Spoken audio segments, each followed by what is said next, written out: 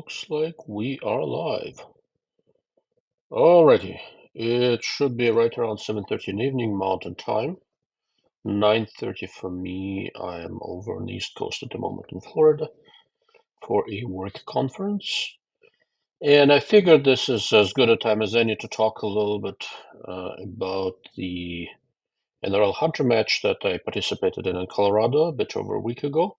Well, a bit over a week ago. I was in Colorado Springs for a conference, and I shot a match called the Battle of the Rattlesnake Butte in Larkspur, Colorado, between Colorado Springs and Denver. The match was quite entertaining. Really enjoyed it, and I thought it's Mr. Harry Grubbs is here, loud and clear accent. Much appreciated. Thank you. What was I? Yeah, the match was a lot of fun. A friend of mine named Marcus Holm, who also shot that match, is supposed to be joining me. It looks like he's running late. I'll check with him and see if he is doing all right. And I thought I'd give you some impressions, some ideas, takeaways, and stuff like that. This whole NRL Hunter journey is very interesting for me. I'm not really a competitive shooter. This year I decided I'm gonna experiment with it a little bit and see if my view on gear, etc., is going to change, or on optics. Honestly, on optics, it has not. I'm not seeing anything in terms of optics that is unexpected. But in terms of shooting positions, approach to competition, stuff like that, there's a lot to learn. The learning curve is pretty steep. I am, this was my third match. I shot one as an amateur, and this is a second after that, shooting like as a normal shooter, and it's getting better, but I still screw up more often than not, which is to be expected. But it is a lot of fun, and I think the skills I'm developing are useful skills. So that's pretty much that. So I've got a question. So there are a couple of people here watching. Do you guys ever shoot? Okay, yeah, Marcus said he's just getting signed in. So do you guys, of those who are listening, do you ever shoot matches of any sort? So I, shot a couple of NRL Hunter matches this year, and the way my schedule is working out now, I am going to shoot a local PRS match in New Mexico, May, I think it's 18th, something like that, which is going to be, again, new for me. I have not shot a normal PRS match. I've seen them shot. I haven't shot in one. And then I'm going to do the Burris Optics Team Challenge in Wyoming in June. And after that, in the very beginning of August, I am considering shooting in the TRT Sniper Challenge in Montana, which should be very interesting. Mr. Alpine I do, but have cut back last couple of years. I have a 3-year-old and 1-year-old at home. I totally get it. My kids are 13 and 11, so the way my schedule works out, it's a little bit more doable. And one of the reasons I started shooting these one reason I started shooting this is that I want my kids to do it, and I want to be in a position where I can actually train them a little bit and understand how competition works well enough to be able to get them up and running. So we'll see.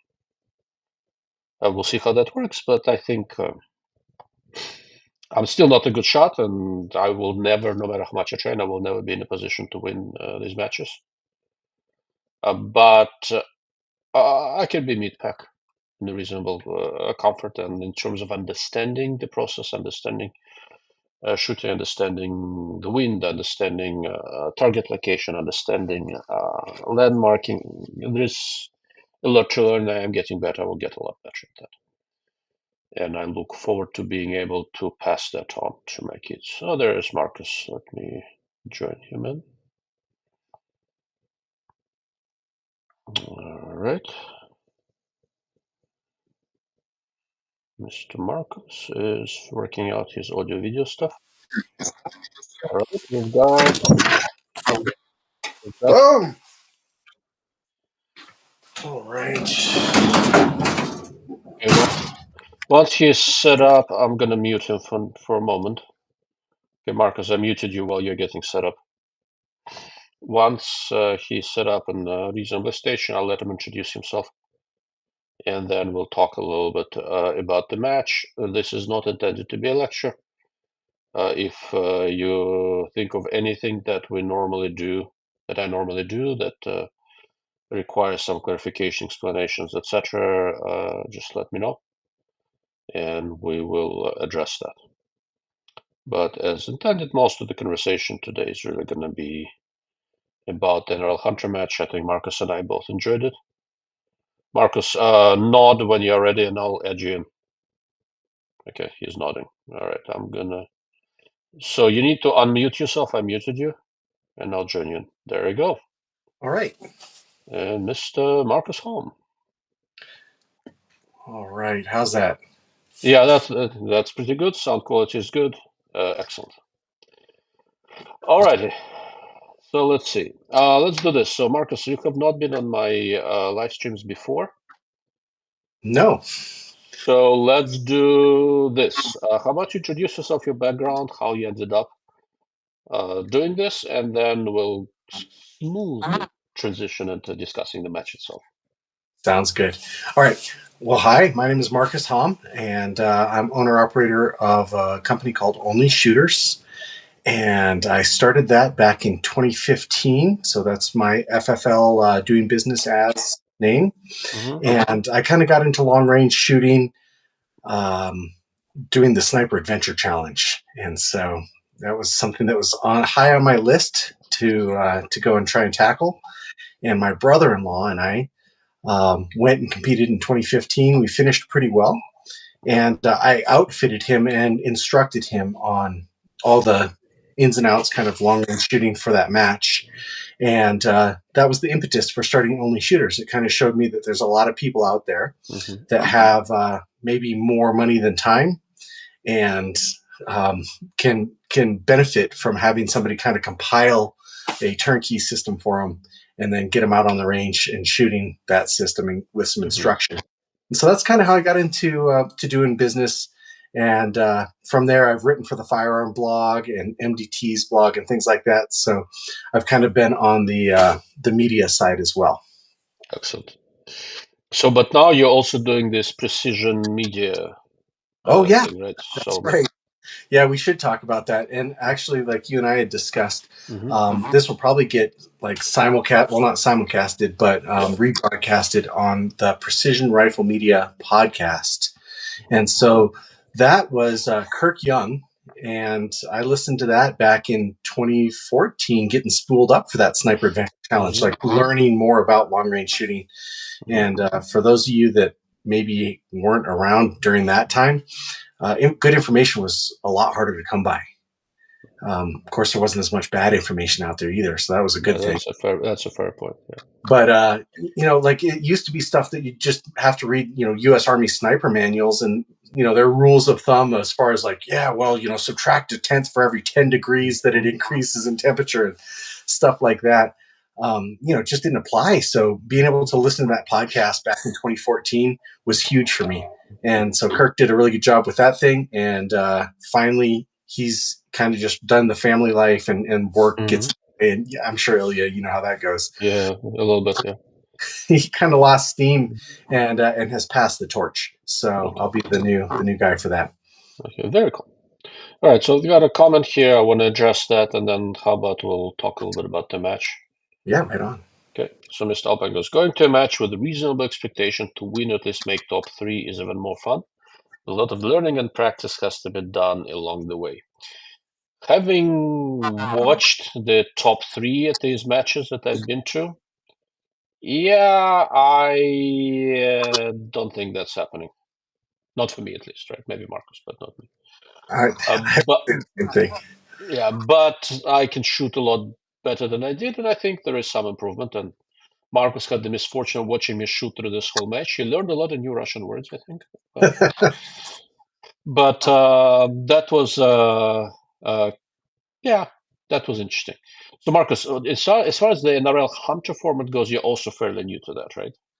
Yeah, well, it's funny. So I wouldn't say new because I shot the second NRL Hunter match ever put on, and this was Okay. before placards and things like that, right? Mm-hmm. So I'm not new to it, but I only shoot once every other year, really. So I think this match was my third NRL Hunter match or fourth NRL Hunter match. So I feel like I'm new to it every time I go out. I'll put it that way.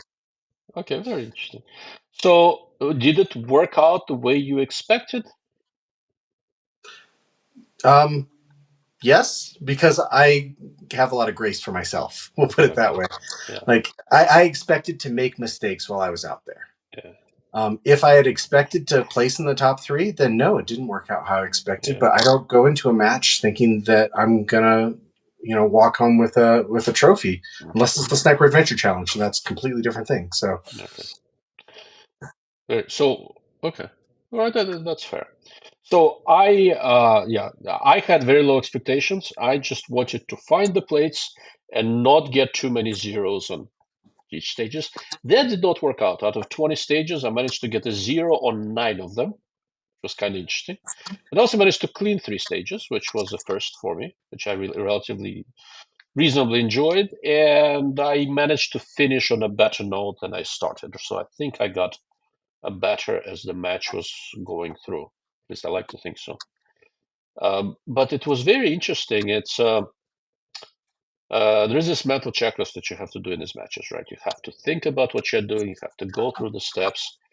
And the moment the arrow says time starts now, your mental checklist stops being a mental checklist, becomes a distant memory, and you just go with the flow, right? that's why you need the physical checklist on your rifle, Ilias.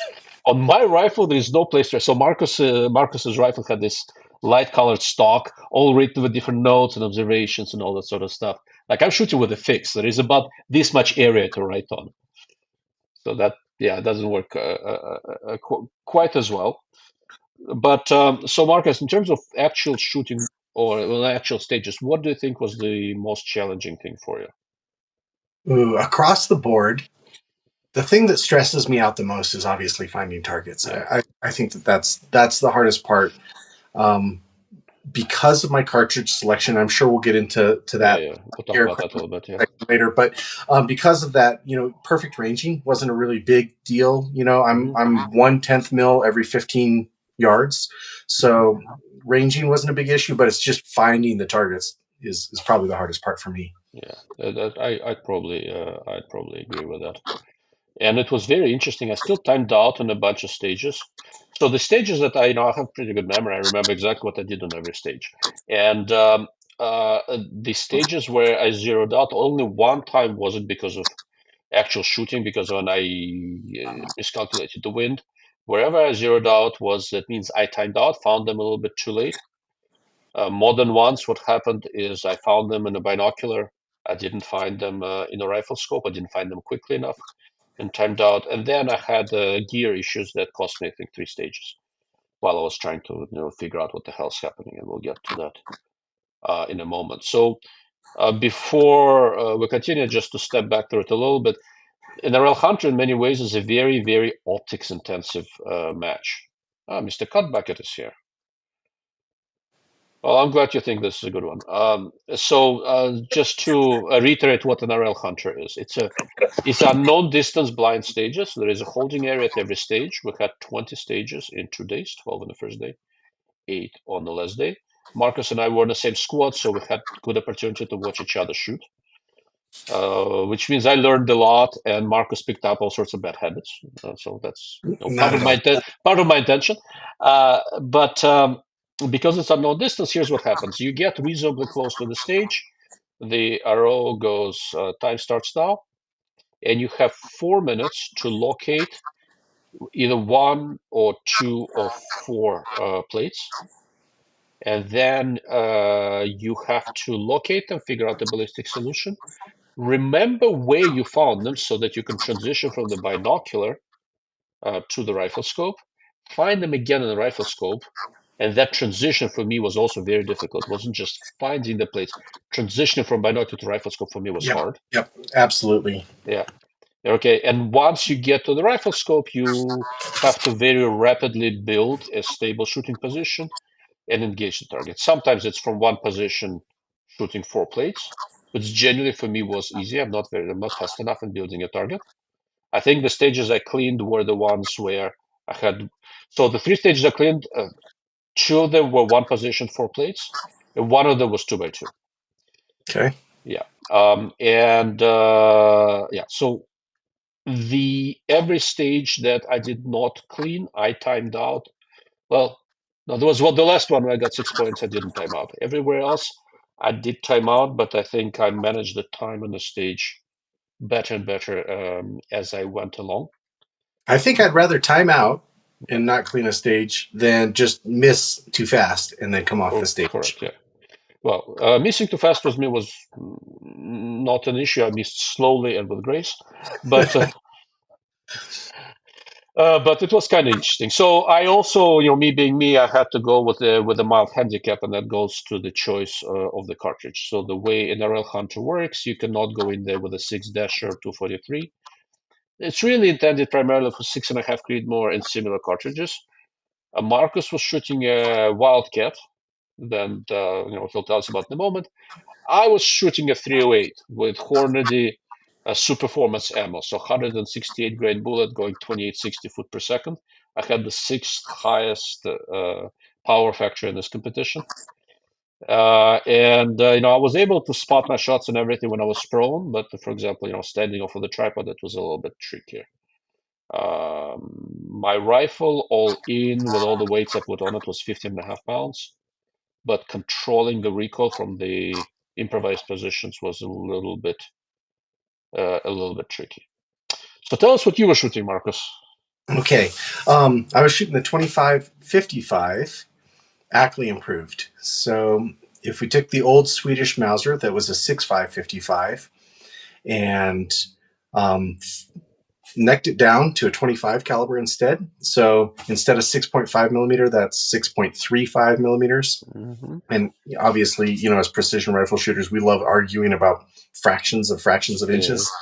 So neck it down to 25 cal and then blow out the shoulder to a 40-degree Ackley shoulder, which gives it more powder capacity. And I was shooting approximately 3,000 feet per second with a bullet that has a G1 BC higher than 650. So we're like 0.325 of a G7, very aerodynamic bullet. And then I had a nasty tank break on the end of that. Yeah. And I think that would be the other thing to mention, Ilya, because your setup, you were shooting suppressed. Yeah, I shot suppressed. Was appreciated. But you didn't get any benefits as far as recoil mitigation out of the suppressor. So you were getting suppressor does mitigate recoil to a good degree, but not as much as a high-end muzzle brake. Yeah. But you don't get the blast, so that's nice. Yeah. And my rifle, I think, was 14.5 pounds or something like that. So I didn't do very well maximizing weight for that heavy class. But yeah, that's fair. But your recoil looked very well controlled. I watched you shoot multiple times. I don't think recoil was beating you up very much. Muzzle blast definitely was. I think you felt it. Well, and then a grain weight of the bullets too. I mean, that's the other factor. Is yes, I was shooting 3,000 feet per second, but they're only 134 grain bullets, so I wasn't getting the same energy back into the shoulder as you do with the 168s. Going pretty fast for those bullets. So what was the wind number for your gun? Oh yeah, so 11 mile an hour. It was my mine was a 5 mile per hour gun, but I will say this: I can comfortably attribute maybe 4 misses or 5 misses in the whole match due to misjudging the wind.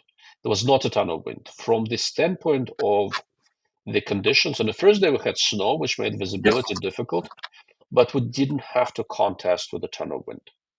So, Yeah, and I think the snow too, actually, I mean, at that point, you're ignorant if you don't know what the wind is doing because there Yeah, are so many indicators. yeah, Each snowflake is an indicator. correct. And Yeah, so, like, if we aren't, looking at the snowflakes and saying, oh, that's 4 miles an hour right to left or so. mhm, Yeah. yeah, yeah. Just to give you an idea what that looked like, let me cast a couple of pictures on the screen. This is just from my iCloud. And let's see, where's the thing? There we go. Right, so this is, yeah. So this is, the pictures are from the first day. Second day got a little warmer, so we were a little bit more in the mud. First day, there was snow, it was relatively cold. But basically, every stage essentially starts kind of like this. They give you a location from which they guarantee you can see all the targets. You get on your binocular and you spend the next minute or so trying to figure out how bad are they lying to you because I can't see shit, right? And then you kind of settle down and start scanning, and if all goes well, you'll see some targets. The place where we're doing this was really pretty. One of the more beautiful places that I've seen. Everybody had an armboard that turned out to be very, very useful. We'll get to that momentarily. Having hard dope is absolutely critical. If you're going in without hard dope, you are making a mistake.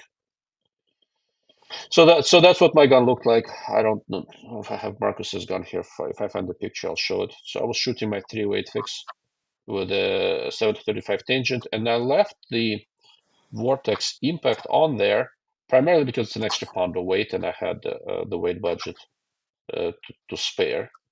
But when it's cold, you always have to be suspect of the batteries, and there were two stages on the during the first day when it was cold, where the battery in my Leica rangefinder did die, and I obviously, of course, I've figured that out on the stage. So I found the plate with a binocular, then transitioned to the gun, used the impact to range, and then engage the targets. Right. So that's what that looked like. It gives you kind of an idea what we're looking at. We were along this path, kind of on the hill, mostly looking over an open space. And when there was no snow, reading the wind conditions was a little bit tricky. It was not a ton of mirage. It was pretty cold. And we were often shooting over this gully valley, if you wish. And yeah, that kind of gives you an idea. So you could, figure out what the wind was where you are. There was some vegetation to give you an idea what the wind is further down. But because there was not a ton of wind, other than the snow, the wind indicators were not very strong. Right? Yeah. It was not Yeah. very easy to see wind. Right? I'm trying to see if I have something here that shows Marcus's rifle. Some people brought their kids. That was awesome. Love that. That was fantastic. Oh, there you go. There's Marcus starting one of the last stages we did. Let me see if I can zoom in on that a little bit, and it'll show your rifle. Well, There you go. and this is good too, actually, to show people just in general. Like, you see how I have Yeah, my backpack on and my tripod, yeah, all that stuff. So, if you haven't shot one of these matches before, take into consideration that you're supposed to start with all your gear on your person. yes. So, even a way to save some time is just like practicing taking off your Mhm. backpack efficiently. You know, Everything takes time. So there you go. So I found what I was looking for. Now I'll stop presenting. Okay, that's actually a good question. Let's talk about that for a little bit, and then I want to talk about the gear and the process, and I want to talk a little bit about that little class we had a chance to do before the class that Rusty Almer did for a couple hours, yeah, yeah. which is actually very informative. So Mr. Lee goes by stay on target. So for those of us new to the rules, could you expand a little on what the wind mile per hour gun really means? You want to give it a shot, Marcus? Yeah, I'll give it a go. We'll see if I can get the. Okay, so when we're talking about X mile per hour gun, that represents how much wind in miles per hour can your cartridge or bullet sustain, and only drift a tenth mil every 100 yards. So generally, when we're looking at this, we can use 500 yards as a benchmark, and you can add more wind to your ballistic solver.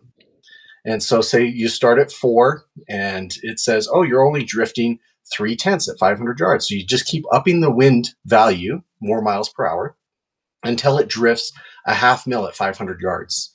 And we use that reference number of I have a 11 mile an hour gun or your 5 mile an hour gun to know how many miles per hour of wind the bullet can sustain and only drift a 10th mil per 100 yards. And then we know how far our target is.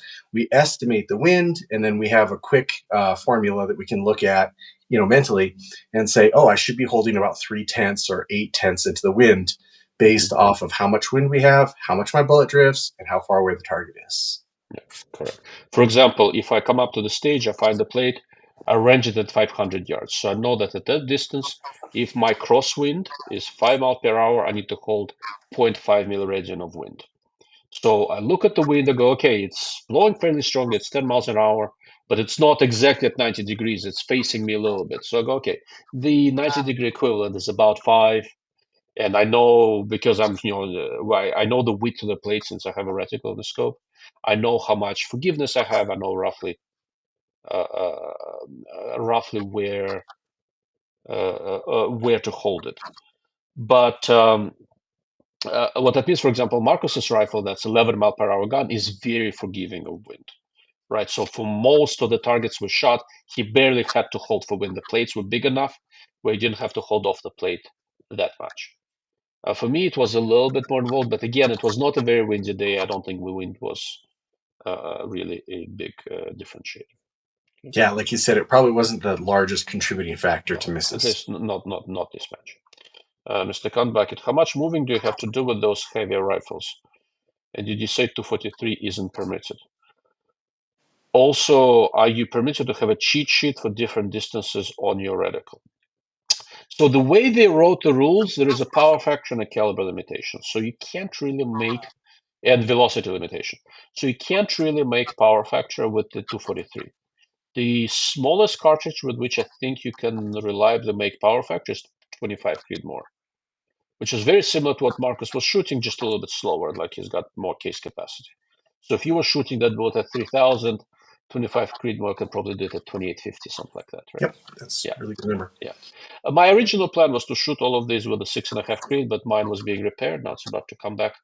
But for example, shooting this with a factory 147 grain Hornady bullet at about 2650 is perfectly sufficient, mildly recoiling and perfectly decent in the wind.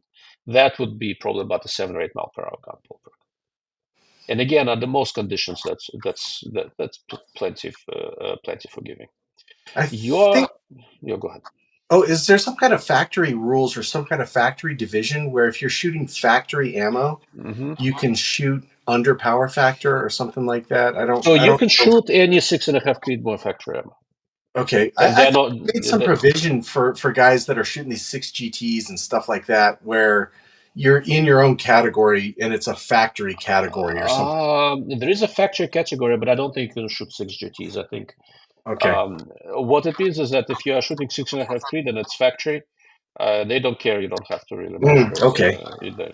But in practical terms, everybody measures it because power factor is a tiebreaker. Right. So if you have two people with the same score to figure out ranking, who was shooting the more powerful cartridge ends up shooting being in a high place. And there was some guy shooting 300 Win Mag over there, which I'm pretty impressed with. And he finished well too, I think. Yeah, he was a good shot. Uh, Yeah. it's one of those things, right? So one of the reasons, I when my 6.5 Creed went in fork, I have other guns I can shoot, but I like shooting with the fix because that's the gun I hunt with. Yep. Right, so I like the idea of doing the match with the same ergonomics, same trigger, same grip, etc. I put on for the match. I put on a heavier scope and a heavier bipod, but that's the same. These are the same guns I hunt with. So for me, it has some measure of relevancy. I live out west. I hunt out west. So for me, there's a little bit of crossover. Hiking with the rifles wasn't that hard, right? I mean, Yeah, yeah, it I, wasn't bad. I didn't feel like we only went about a mile each day or something like that. The way it was laid out, probably a little bit more because we had to go from one end of the range all the way Oh another, yeah, right? that's right. Because we So, hit but the far end and the other it's not far that end. big a deal, and it's not a race. So there is 4 minutes for the stage, but in between stages, you kind of walk around at your own pace. And so we have what you're carrying is you're carrying the rifle, you're carrying a tripod, you're carrying a shooting bag, in your backpack, some water, a couple of snacks, gloves, Yeah, spare that kind of clothes. stuff, because it's freaking cold. Because first day was cold, but you're not walking around with an 80-pound weight, right? Yeah, yeah. So, but like my bag is, I don't know, 8 pounds. Rifle is 15. Tripod water, so I've got maybe 35 pounds on me. So, but I'm not racing, so it's not really a major concern. But again, like if you we're at altitude, right? If you're walking briskly, a little bit out of wind, you need to have the presence of mind to stop and not go to shoot immediately. Give yourself a moment to settle down, right? Yeah. Unless that's the kind of training that you're looking to get from the match. I mean, it seems like, different guys want different things. And if you're not trying to Yeah, be a top 3 finisher and you're just trying to, see how well you can perform when you're gassed, you could do that, I yeah, guess. yeah, you can. Yeah,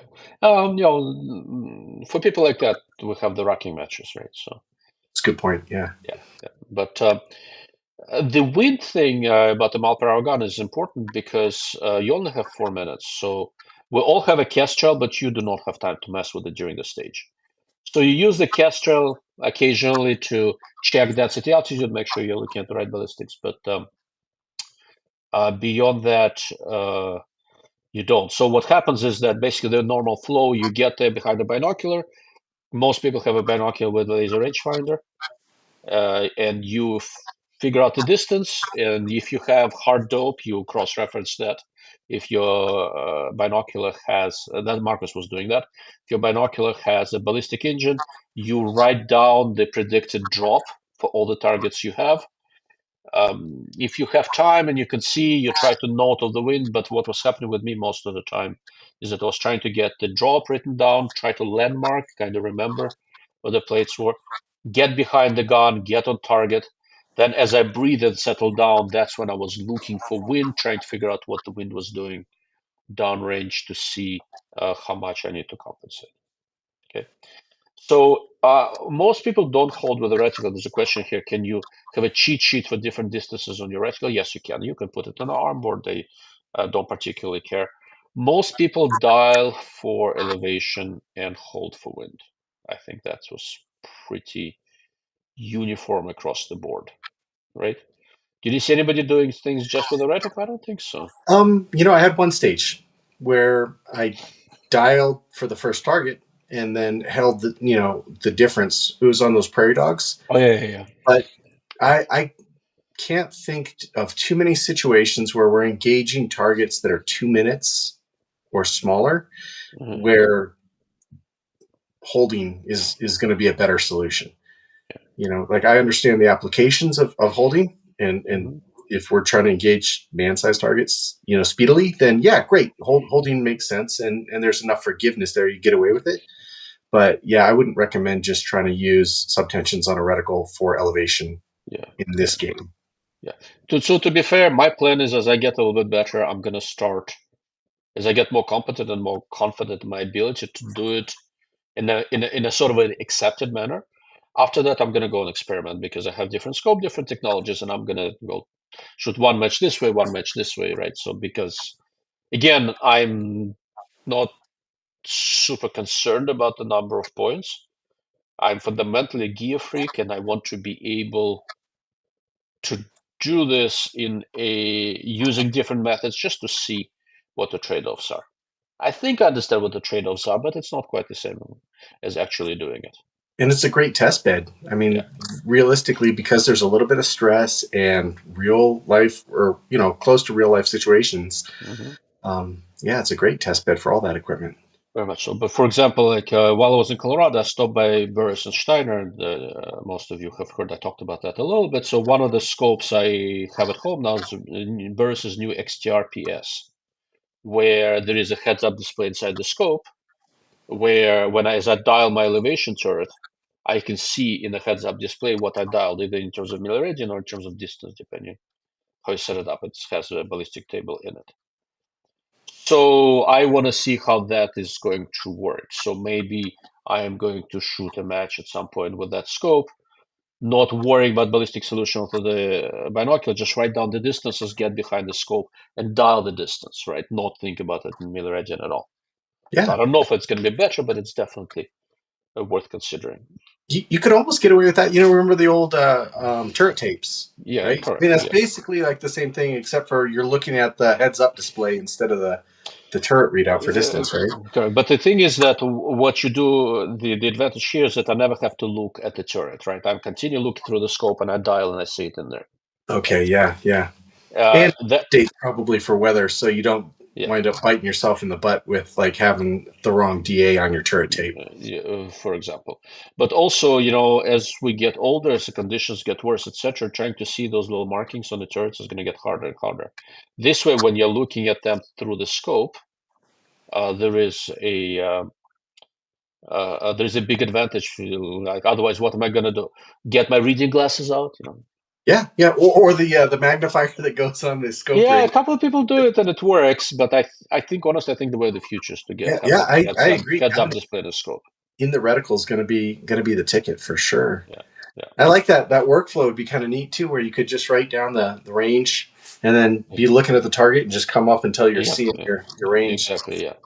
So that's potentially interesting. But again, I I'm getting better at finding the plates on this match where when I timed out, I didn't time out nearly as badly as the previous competition, right? So I still suck, but I suck less. But in once I'm more confident in my ability to shoot, to build the shooting position up quickly, that's when I'm going to start experimenting. The basic criteria, according to Rusty Almer, who is one of the better shooters in the history of this competition, he gave like a 2-hour talk before all of this with some tips, ideas, suggestions. What he basically said, and I think he's right, he said within 30 seconds from the start of the stage, you need to be on the binocular. And within 2 minutes, you need to be shooting, or you need to be transitioning to the gun. And I think that's about right. So, yeah. So here's a good question. Is there a mentorship program in the competitive shooting circuit, or does one just have to work their way up to it over time? So the first match I shot in January was something called the Pro-Am match, professional amateur. And what they do there is that you go in, that was my first match. You say, okay, I'm an amateur, and they'll pair you to a professional. Professional is somebody who is point in the points race in the top, I think 30% in the country, something like that. And you are paired up, you're going through the whole match together. He can give you advice. You don't have to do it as a blind stage, you can watch him shoot, etc. So it's a great learning thing. In every match, some number of people shoot in what's called skills division. If you're shooting skills, you're not accumulating points. But again, you're allowed to go watch other people shoot, and you can choose how much help you want. The range officers or other shooters, if they're there, they will be able to give you advice, etc. For example, so Marcus and I were in the same squad, and we met another gentleman named Randy, and it was his first one. He was shooting skills. Right. So, like he mostly was shooting the stages normally, but he'd come over, look, he'd get some help, some advice. So it's not quite mentorship, but no, we don't just throw you into boiling water and watch you squirm. You can shoot skills for a few matches, learn and acquire, and what that will tell you also, after doing it as skills for a couple of times, you will have a very good idea what you need to work on. You will have a very good idea where you're weak, and you'll be able to go through. Each match is about 20 stages ballpark, right? If you do shoot 2 matches as a skills shooter, that means you have 40 stages where you're getting help. So it's pretty close to sort of a mentorship thing. NRL Hunter is generally like very friendly to beginners, right? It's a very welcoming environment.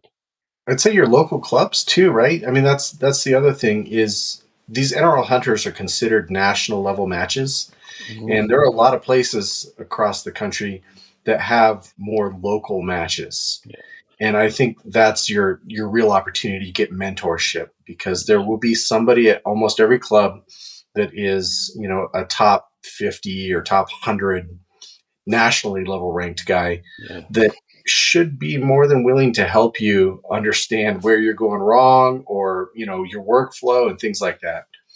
yeah. That's fair. So where I live, I'm not aware of any unknown distance hunter style matches locally, but we have PRS style match. I'm gonna shoot one in May. I've never done one of those. So the way those are different, these are not blind stages. So they're non-distance targets. You have, I think, usually like 120 seconds, 2 minutes, and it's usually up to 10 shots, something like that. Or 12 even sometimes, yeah. Yeah. I think this one I'm shooting is a PRS one-day match, like a regional circuit match. It should come up May 18th, Albuquerque. And that's going to be interesting. And I'm gonna shoot it with the same gun. I'm not gonna try to weigh it down to make it more of a PRS. Like PRS guns are 25 pounds.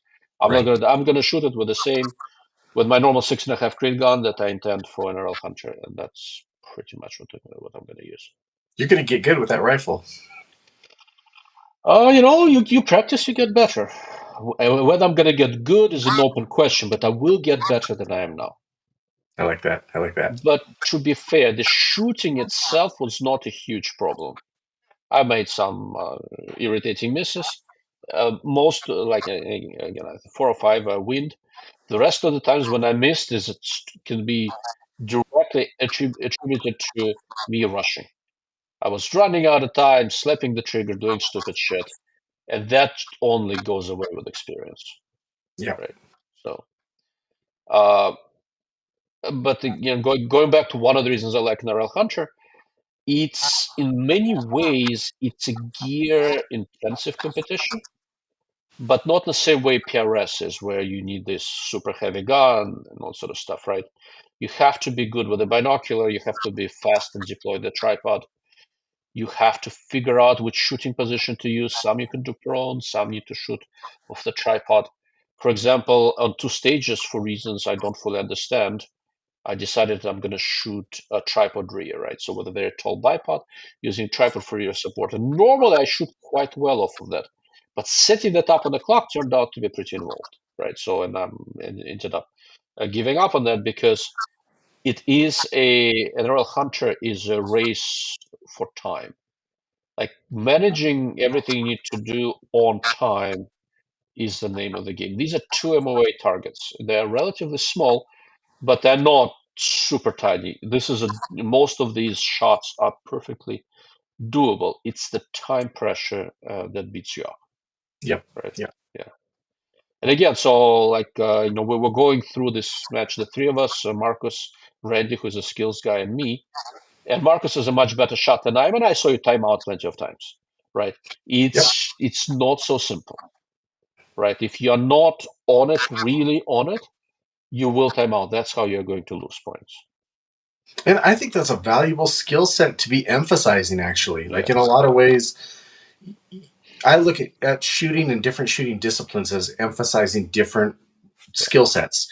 And like bench rest would be emphasizing how good is your reloading practices and all of the minutia, and F class might be a lesson in how well are you able to read the wind flags and get wind calls from your spotters and stuff like that. And NRL Hunter certainly is a time management game, almost more than anything else. Yeah, I Where think maybe so. PRS is more about like building stability Yeah. rapidly. PRS is about building stability on time, and NRL Hunter is about managing everything on time. You walk Yeah. up there with a pack on you.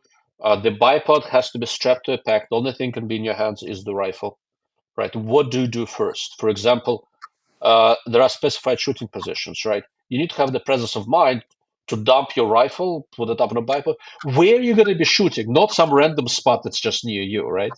Yeah. Like you have Yeah. to think, you really want to get in the binoculars fast, but you have to remember, which I didn't always remember, you walk over to where you're going to be shooting from, position the rifle there, pointing in roughly the right direction, then you walk back and go to a spot where you're going to glass, Yep. right? And it's little things. You lose 5 seconds here, 5 seconds here, 5 seconds here, and all of a sudden you're screwed. Because, for example, if I wasted extra 15 seconds early, that's what is going to bite me in the ass. Because if I know where the plates are and I'm already getting into a shooting position, I can do 2 shots in 15 seconds quite comfortably, right? Yep. But if I lost those 15 seconds early, I'm not going to get them back. And so where do you feel like you lost the most time? I think that might be like a very useful question for listeners to think about is what was the biggest robber of your time every stage or most stages? So, most stages, it was finding the plates twice.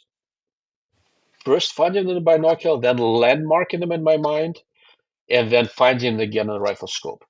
Again, so there were a couple stages where I lost a ton of time just trying to build a shooting position. That was just a mistake. But where I generally spent too much time was locating the plates twice. It's a skill that I don't really have. I didn't grow up hunting. Hunters, I think, generally do better with it. I'm a late onset hunter. Where when I get on the rifle, I need to be able to kind of look over the scope and know where I'm pointing. And I didn't always retain that information.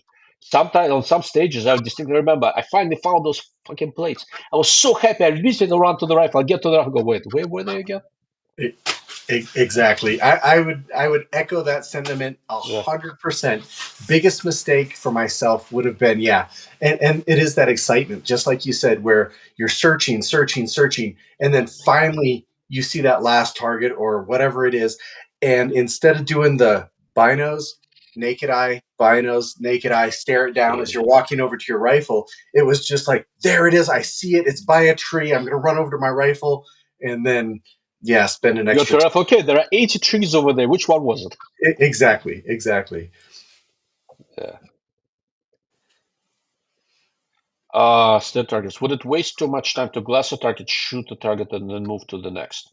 So that's not very practical because where you're glassing from is not necessarily where you're shooting from. So if you try to find a target, then go shoot it, then go back to binocular to find it, you will absolutely run out of time. We should mention this. So they were in those photos that you were showing. I don't know if we hit this or not, but there's the viewing location, the pink stake. Let me find a good picture. Yeah. Yep, and then the left-right limits. And so there's shooting locations that are separate. This is kind of what Ilya was saying. There's shooting locations that are separate from the There you viewing go. location, and it's Yeah, easiest to. this should. So if you look at this picture, I'm gonna zoom in a little bit. So this is me lying prone. See, there are two flags just in front of the gun. Those are the two shooting positions. Okay. The glassing position is actually behind me where you see those wooden stakes over there. So my glassing position was behind where I am now.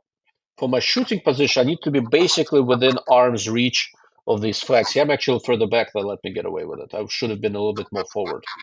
So I have to get close to one of the flags, build a shooting position, engage. This was a 2x2 stage, so 2 plates, 2 positions. Engage 2 plates, then transition to the other flag, which is a little bit here on the left, right? And shoot rebuild the position, find the plates again, and shoot again. So And you that could for me was the glass toughest from part. your shooting position. That's not against the rules, I don't think, to glass from your shooting position. But at that point, you don't have the right-left limit stakes. And so the whole world is your range instead of a narrow field of fire. And I don't so think we talked about the right-left limit stakes. Let me see if I can find a picture that shows. you Oh, did there we have go. a good one, There I you think. go. Yeah. See, where I'm kneeling, there are 3 stakes. What they tell you is that they're saying if your binocular is above this rear stake, you can see all 4 plates. And those 4 plates are defined by these angle from the glassing stake to one on the right, on your right, one on your left. All plates are visible somewhere between these two. That defines where you're going to be looking at. If you Not try to, necessarily at that height, though. yeah, but in this case, height was not really much of an issue, Right. not for this match. But sometimes you have overhanging branches and other things. But basically, what they were saying, if you're kneeling over that rear stake and looking with the angle defined by the 2 front stakes, you are able to see the plates. That's sort of that's sort of a kind of a generally accepted way of looking at this.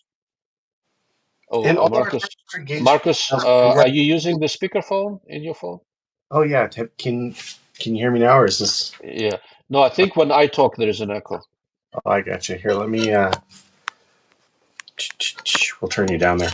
All right. So I was going to say, though, the targets were engaged from left to right for this match. Mm-hmm. And so it made sense to look over your left limit first, Yeah. to look for the giant placard, and then scan to the right in this circumstance. Yeah, that's a good point. So on some other matches, guys, is this better in terms of echo? No, there's still a little bit. I can hear it now. Can you turn Super. down the volume slightly? Yeah, yeah. We'll keep coming down on it. There Yeah. we go. How about now? I think, yeah, I think this is better. You can still hear me okay, right? Yes. Yeah. So this match, they told us up front, all the targets you're shooting left to right. Some other matches, stages can be different. Some can be left to right. Some can be close to far, right? So one of the things, again, that I didn't do very well in the beginning, but I got much better at toward the end of the match, was communicating with the range officers. So range officers cannot tell you where the targets are, but they can answer some yes or no questions. And toward the end of the match, like I already finally drilled it into my thick skull that you find the placard, you find the first plate, and you ask them, okay, I see the placard with the number 13. I'm on the 13th stage. The first plate I see is just to the left of it. Is just the left? Is that correct? And he can, and that is a question Aro can answer yes or no. And then I range and go, that's around 550 yards, and they can answer yes or no, right? So now I know I found the right plate. There was one stage where the Aro was very nice, older gentleman who was very hard of hearing, and he couldn't figure out my accent at all. I found the wrong plate. I asked him if that's the right thing. He said yes. He just didn't hear me well, right? Yep. And Yep. it was stage 9. I remember the one with the two deer. Yeah. Yeah. Okay. Yeah. Okay. Yeah. And guys, remember, ROs are basically volunteers. Yeah. And I disagreed on one of my scores with an RO, and that was simply because they got encountered wrong on the iPad. But be polite with those guys because Uh, like the matches don't run without people volunteering to be behind glass for you. So I don't know. It's like you had disagreement with one of the roles. To me, they were all great. They were very helpful. When I asked questions, they answered what I needed, right? And you have to kind of think. If you ask them, where's the plate, they can tell you, right? But if you find the plate, they go, okay, it's a deer facing to the left, 550 yards. Is that correct? And they will say yes or no. They are, they like I have a suspicion they are just sitting there, they're itching to help you, but they know they can't, right? So like because everybody wants you to do well, yeah. except for that one arrow, horrible, horrible, horrible human being wearing that weird Christmas hat. His name is Dorgan. If Oh he's yeah, watching, no, that guy yeah, he graffitied up my rifle. yeah, like a red marker in hand, getting into everything. Yeah, terrible, terrible, terrible. Yeah. I'm still gonna go to his match next month, so whatever. Yeah, I wanted to. I just can't. Like, I'm gonna shoot a PRS match. Yeah, Dorgan is one of the better shooters in the country. He won his team won the team match. He's a Burris sponsored guy, so he goes by D-Tross on Sniper Side if you know him. He's a really sweet man and an excellent, excellent shot. So, but I never miss an opportunity to make fun of him. He Yeah. has a sense of humor, which is wonderful. Yeah, but Dorgan was one of the arrows, and. Another thing to give it that I did much better at this stage, rather than try to race through it, I would finish shooting if I have a moment, if I didn't find the plate or whatever. After that, you can talk to the RO. Most of the ROs are good shots. They shot all 20 stages the day before. Like, ask them questions. They're good shots. They will absolutely help you. They can't help you while you're shooting, but afterwards they will answer your questions. Unless you're in the skills division, and then they can't help you while Yeah, you're shooting. then they can help you with everything. But for example, if you're going through it with somebody like Marcus and I went through this together, like on the first several, Marcus shot first and I went after him, so he had a chance to watch me shoot. Then we switched on the second day, and I went first, and then I got a chance to watch him shoot and see what he's asking the arrows, right? So you can easily learn from each other. Colonel, I guess being not easily offended is awesome. Yeah, Dorgan is great. I like Dorgan very much. But again, like Dorgan is a national level shooter. You have a chance to ask him questions. You ask questions, right?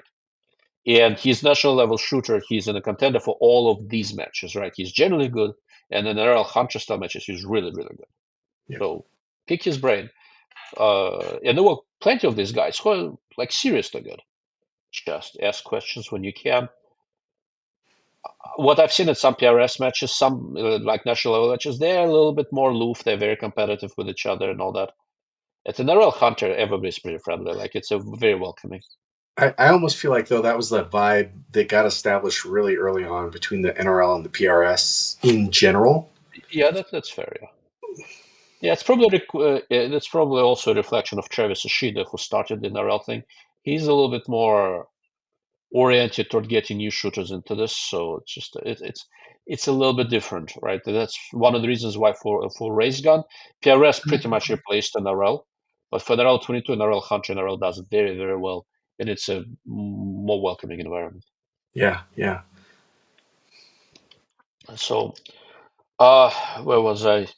So yeah, so the day before we got a chance to go and listen to Rusty Ulmer, just do like a free 2 hour class on how to do this. Again, I've never seen that done anywhere else.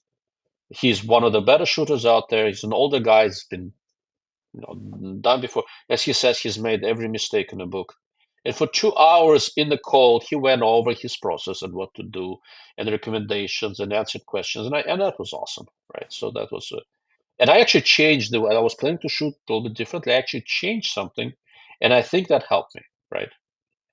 So, What did you switch up based off of his so I'm recommendation? going to tell you in a moment. There is Okay. a Lee goes, on the opposite side of skills, they should have a trash talking division where the arrow berates you the whole time, but you get bonus points if you make them laugh. So that's the Guardian shoot in Colorado. That's what they do then. So I want to shoot that one, but I don't think I can this year.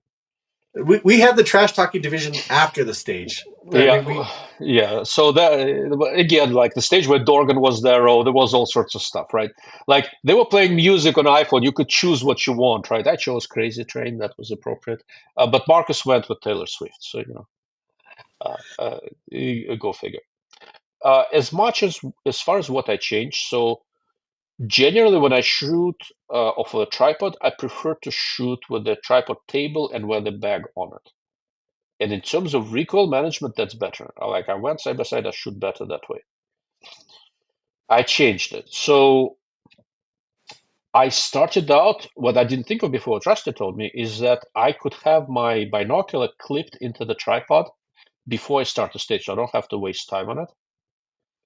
So, and when I shot tripod, I also, I would come up in glass, and if I wanted to shoot off the tripod, I would remove the binocular and clip the rifle into the tripod. And the reasoning is relatively simple. From a shooting standpoint, I shoot slightly better with a heavy bag on the tripod. But from the standpoint of changing positions, if your rifle is clipped in, you pick it all up in one piece and move. And as you transition, you can keep it pointing in the same direction. yeah. And that was actually directly beneficial. And because, again, from a pure shooting standpoint, this is not the most rigorous competition in the world. Like my shooting clipped into the tripod is not great, but it was good enough. But being able to quickly transition positions without having three pieces in your hands all pointing in different directions, that turned out to be beneficial. And building that stack four Yeah, times yeah, as correct. far as tripod head, bag, and then the rifle on top of Yeah. that. So you hadn't planned on shooting hard mounted coming No, in. no, no, no. That was a decision I made after listening to Rusty talk. Wow. Well, you did really well with that audible then.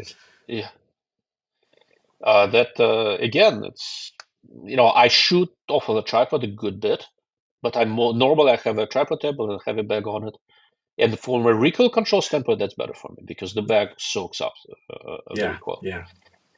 So in theory, I need to have the bag and a tripod table with me, and if I have a stage where I need to shoot off of the tripod where it's one position, four plates, I would probably do better off of the bag.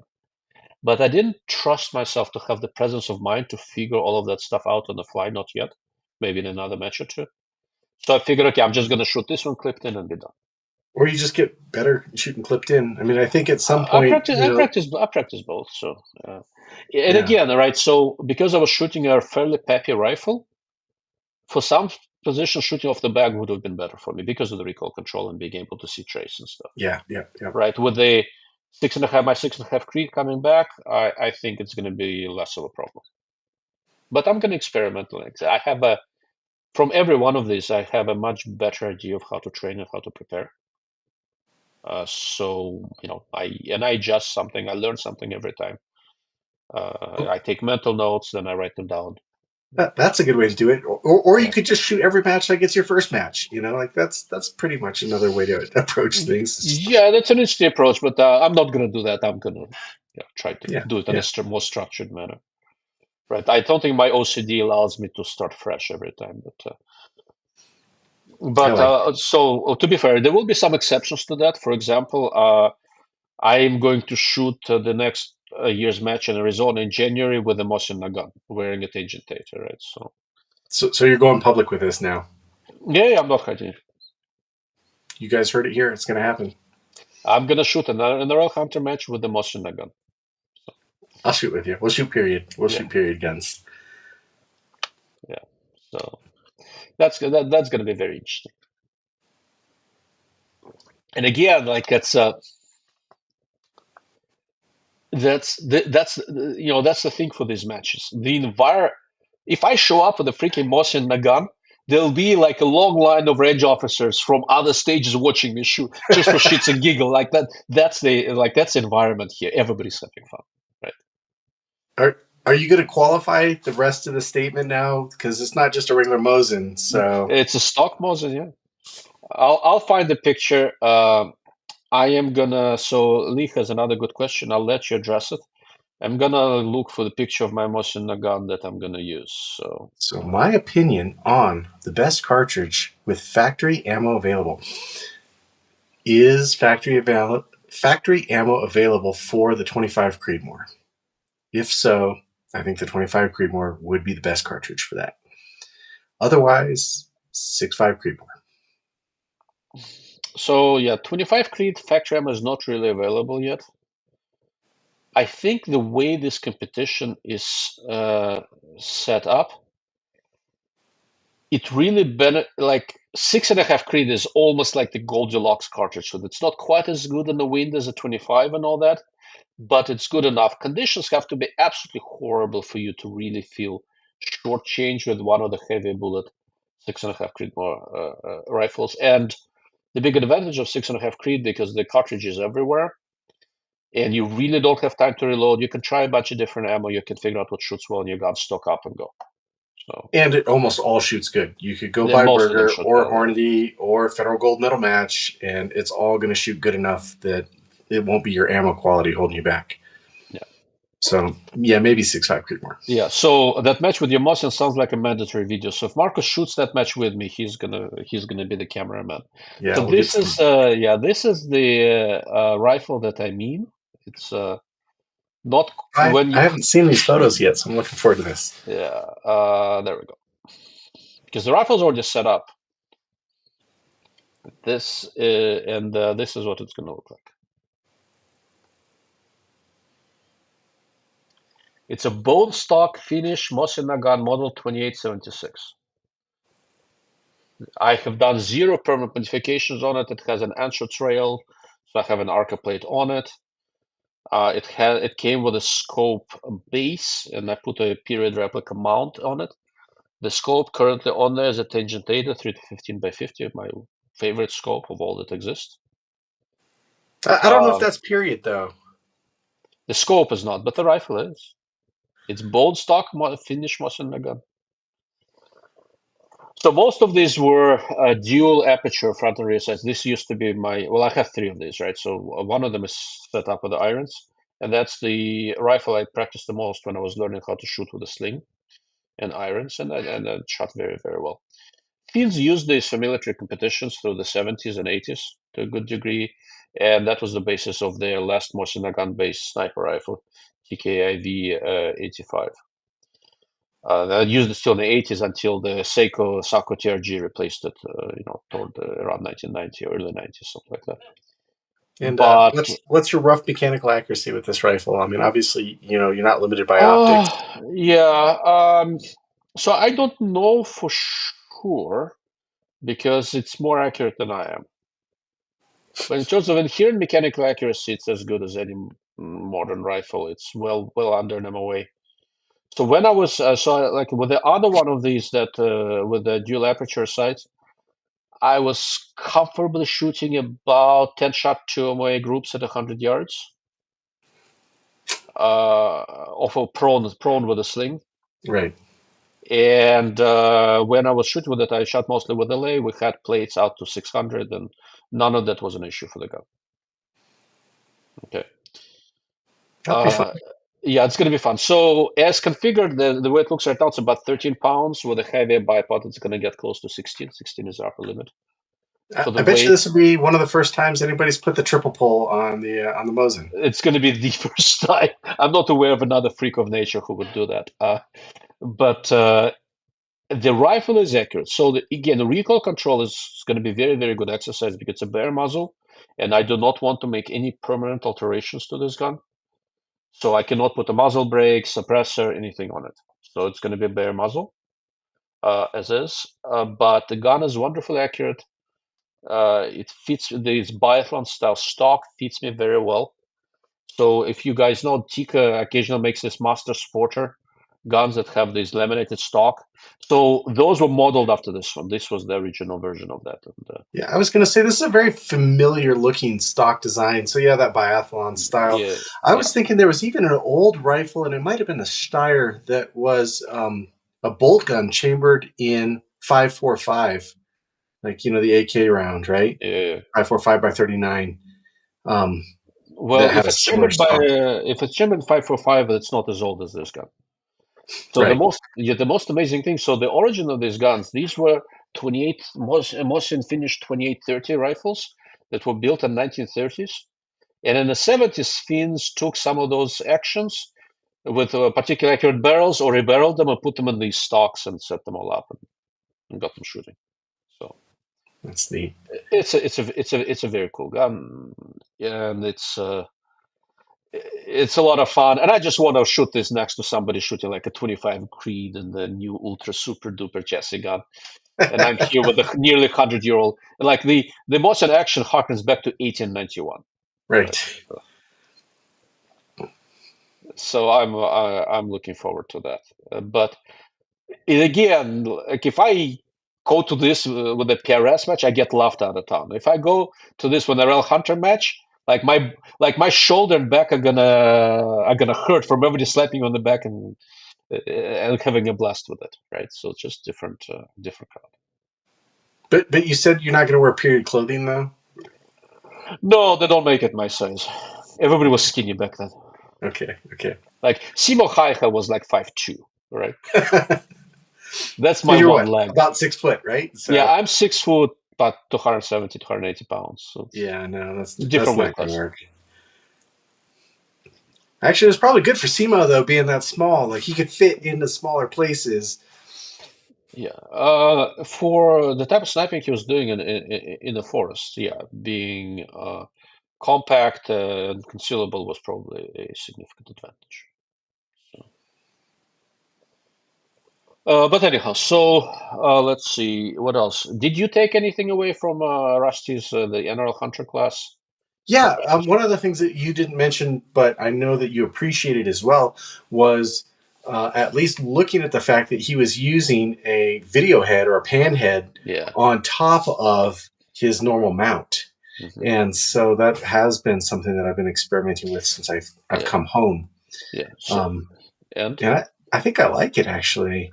And I like the fact that the offset is there so that when the binos and the pan head come off and the rifle goes on, it's roughly the same height from the optic to the anvil.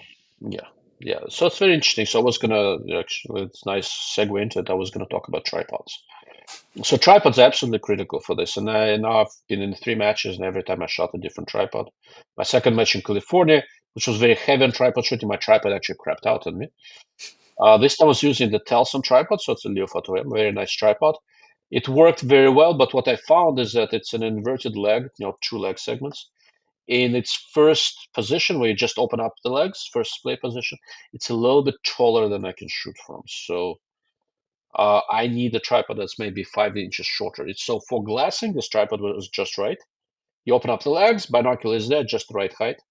But shooting off of it, I would need to start opening up the legs a little bit more, which takes time.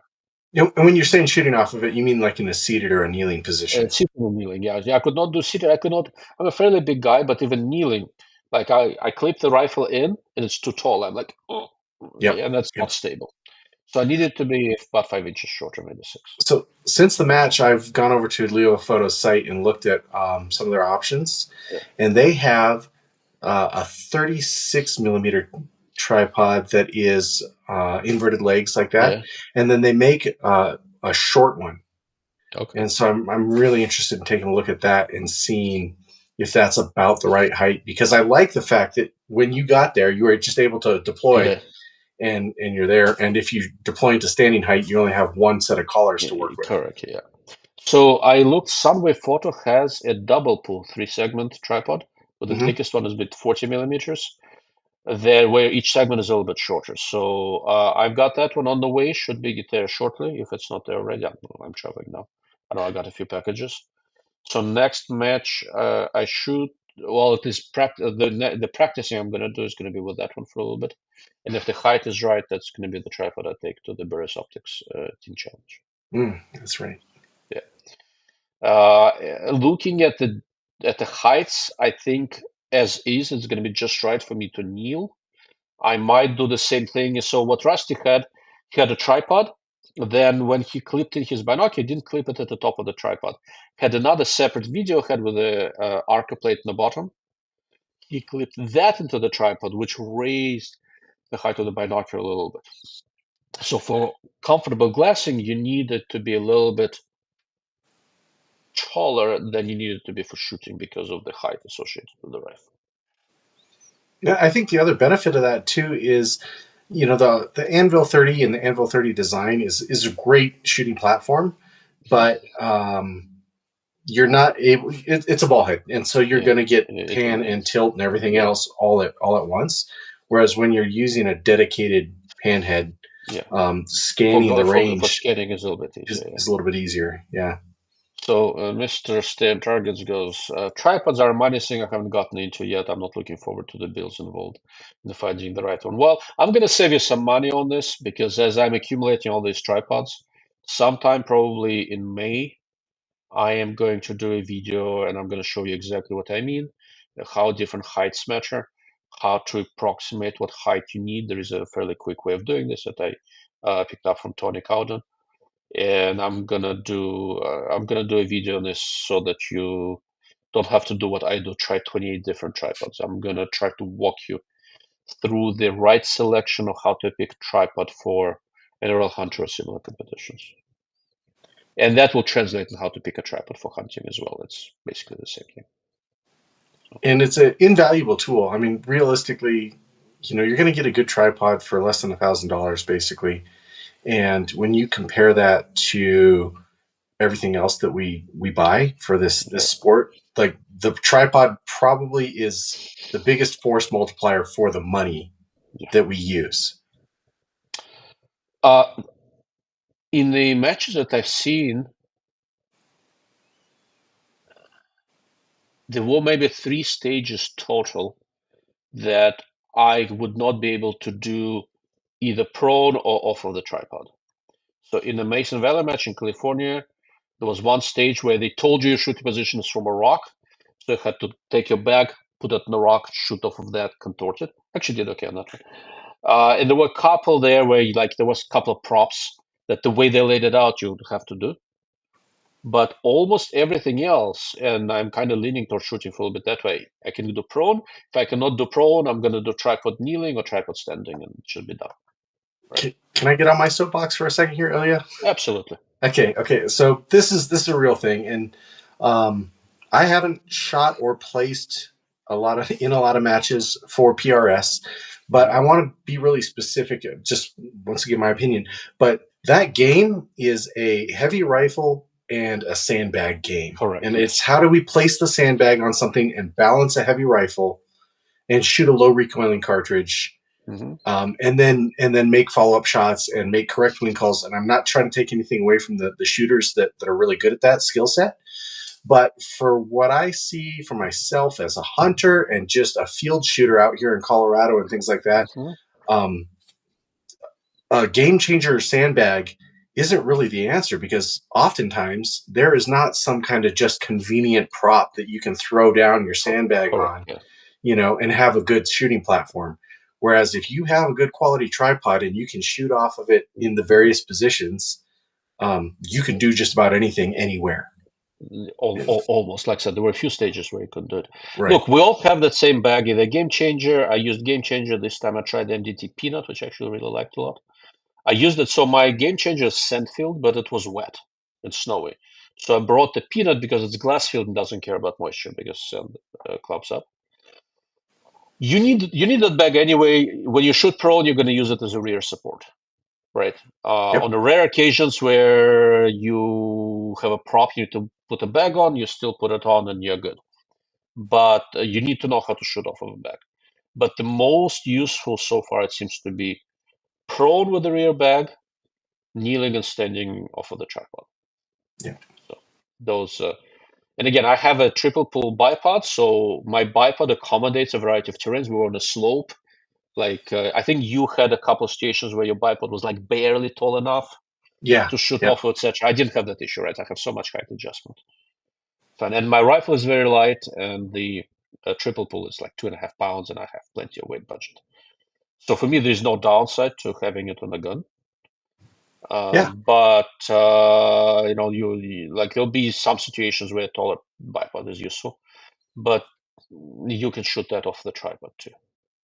And I guess I think the other thing that I was trying to say is just outside of the contrived situations for a Yeah. match, Yeah. you know, if you're just hiking around in the field, especially out here where there's a lot of sagebrush, Yeah. like prone just isn't an option most of the time. You know? I think in New Mexico and Wyoming, there were very few occasions where I think I could not be able to take a prone shot.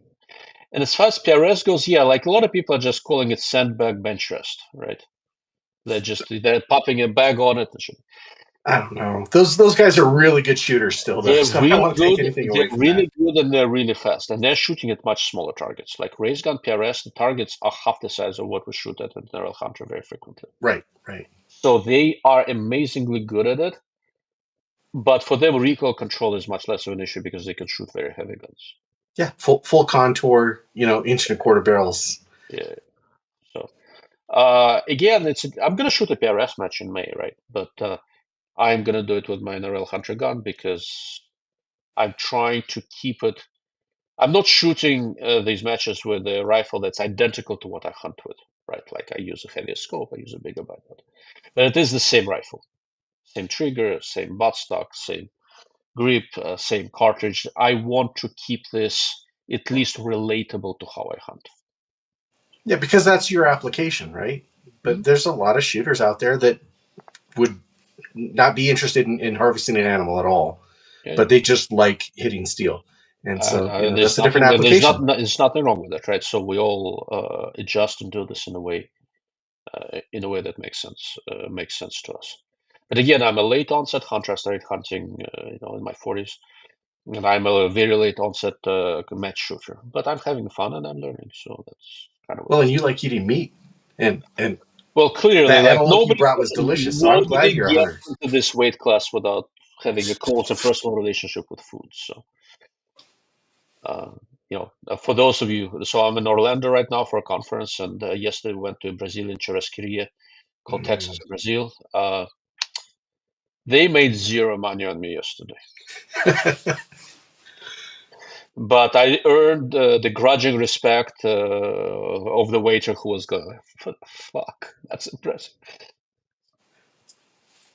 They didn't have you fit through the bars to see what your price point was for your buffet. Well, I walked in, I didn't eat the whole day. I got up at 3:30. I was on 2 flights, and I had to give a presentation. I had to get here earlier than originally planned. By the time I finally walked in there, they took one look at me, asked zero questions, just showed me to the table. Perfect. You've never seen me really hungry and pissed off, so you don't know what that looks like. No, fortunately, you were well fed for the match because we can only have so many frustrating things going on at once. You know, Reasonably so, yeah. Oh, speaking of frustrating things, so here's the thing. So the binocular I use is a Leica Juvit Pro AB Plus, which is just wonderful. So what I learned is that it's cold. So at the end of the first day, the cold, my battery crept out, so I swapped it out. I had rechargeable batteries that work a little bit better in the cold. So I got back to my hotel, pulled out all the batteries, recharged them. pop the battery in, everything looks okay. What I didn't realize, it wasn't supposed to be doing it, like as investigating. It ended up reverting to some sort of an older default profile. I'm not sure which one. And 175 federal gold medal match. probably looked something like that. And when in the start of the second day, I forgot my cell phone in the car, so I did not resynchronize the ballistic profile from the phone to the binocular, assuming, and again, this is user error. This is not unlikely. Like I need to do due diligence. Have a process you have to go through it. You can't skim. I was just too lazy to go back to the car and grab my phone, right? Um, and it ended up giving me a drop that was full miliradian off. So I was shooting so high above the target that I couldn't even spot. I couldn't figure out where the hell I'm shooting. And naturally, all that happened in the beginning of the second day, where we had the long distance stages. So like the place Right, that were yeah, a the little long further pump out. stages. So I'm sitting there trying to figure out what gives. I had 4 stages in a row with a 0 score. Took me 2 stages to figure out what happens, but I was legitimately pissed off and irritated by it. It took me a little while to. So I went to getting the distance and using hard dope from the arm board, and then there was a little bit of wind, so I fucked that up. And I had 4 stages in a row with 0 points, just trying to kind of snap myself out of it, which I finally did. But lessons learned: don't trust electronics.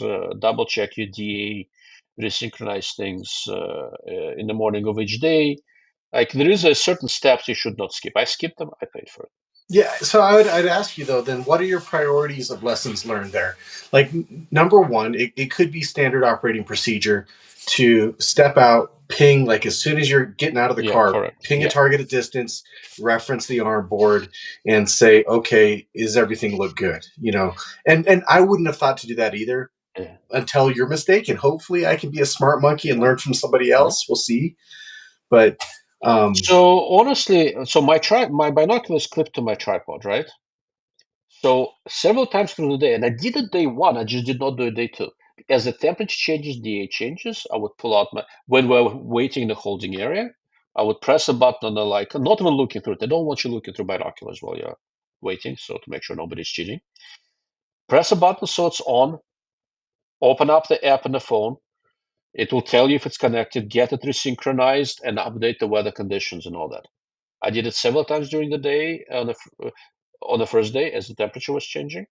I did not do that on the second day because I forgot my phone in the car, was too lazy to go get it.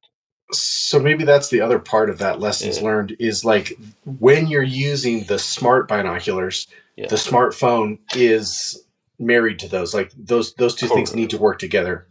correct. Yeah, but the real lesson that I learned is this. So and I was talking to my buddy Scott Parks. He used to be with Vortex, now he's with Geisler. I'm trying to convince him to go shoot that Montana sniper Yeah, yeah. competition with me. He's a seriously like national level PRS shooter. He's very, very good. And a nice guy, and he's very free with sharing his knowledge, which I really appreciate. And one of the things he said when I was chatting with him afterwards, he said, "Lag, that's one of the reasons you don't change cartridges." He goes, "You need to shoot the same cartridge, save ammo for a while, so that when you are lasing and it is okay 800 yards and you look at the drop, you will know if it is off." Yeah, you basically memorized your Yeah, speed drop formula yeah, and saying, oh, that's it. hey, 680 yards, that's 4.8 for my 6.5 Creedmoor Yeah, in or in the these ballpark, conditions. it may be 4.7 or 4.9, but if you're seeing 5.9, you know something is off, and then you Right, check hard dope. I right. didn't. I shot the first match 6.5, the second match with a normal 308, the third match with a 308 that's 200 foot per second faster. Like I did not have the presence of mind and a very good feel for the cartridge to be able to find this. Like it took me 2 stages to figure it out, and then I was rattled in the third stage, fucked up the wind. That like in the first stage, I don't remember for sure why I screwed up. No, on the first stage, I just ran out of time. Like Yeah, or it might I have been couldn't that find it. the bear stage. Maybe it was that fourth stage. No, There's, no, on the bear, I got a point. okay, That's the one after that I finally that's hit when you broke the something, and streak. that was my reset, right? So, Yeah. let's see, Mr. Alpine, for the comment. So I started shooting sniper or practical long-range matches in 2006. We couldn't have conceived of 20 plus pound rifles, much less all the gear that is used today. The first time I won a match, it was with a 12-pound 7 WSM. Oh yeah, that'll work. Shooting 168 grain bullet at 29.8. Yeah, that'll pop. That would have predicted evolution to 25-pound 6BR variants. Arrows had a hard time seeing. Yeah, I bet. Arrows had a hard time seeing impacts with 308s past 1,000 back then. Yeah, it was a different world, very much so. But all of the games, and matches are games, right? They're war games, but they're still That's right. games. All of the games basically over time get optimized to the rules. That's why when the NRL Hunter was started, they created two weight classes, 16 pounds and 12 pounds, right? Like that was basically to prevent this from becoming a race gun in just another race gun match. Nobody goes hunting with a 24-pound rifle. Nobody really goes with hunting with a 16-pound rifle either, but I assume they wanted to make it so that you can spot your shots, develop shooting position, etc. Longer term, if I keep shooting this, I like longer term. I fully intend to put together a 12-pound rifle in 25 Creedmoor, make it my match gun, shoot under 12 pounds. Right. But having talked to Marcus, to Scott Parks that I just mentioned, who's a very competent shot, having had a long conversation with Dave Giriani, one of the MDT sponsored shooters. He's a very good Canadian shooter. Like for me, developing the requisite skills with the lighter rifles would be a mistake. I need to have a 16-pound, 15 and a half, whatever it works out to be. 16-pound, 6.5 Creed, the same ammo, and just go shoot everything with that. Get my target finding skills up to par, get my landmarking skills up to par, get my skills in building up a shooting position rapidly up to par. When I'm relatively happy with that, that would be the time for me to get it closer to what I actually hunt with. Scale it down to about 12 pounds. Are you saying you're going to spend time building skill sets instead of just trying to spend money and buy a little bit of ballistic I know advantage? Is that basically what you're telling us now? it's well. First, I wasn't going to spend money anyway. I get all this stuff as is. Yes, flexing all of it. Inside joke with Marcus and I. But while I am a consummate gearhead, I do train a lot. I have had a lot of practice over the years in developing skills in a variety of different avenues. This is going to be no different. There are very few things I'm truly good at. One of them is learning. I'm really, really good at learning how to do things.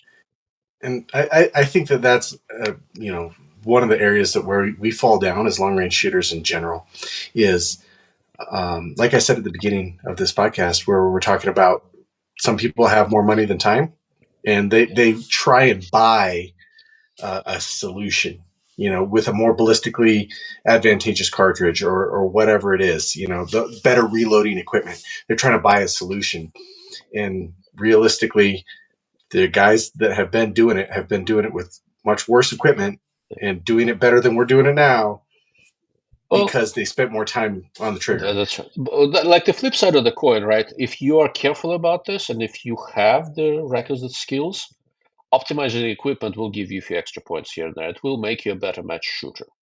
Right. But getting to better equipment will not help you develop skills.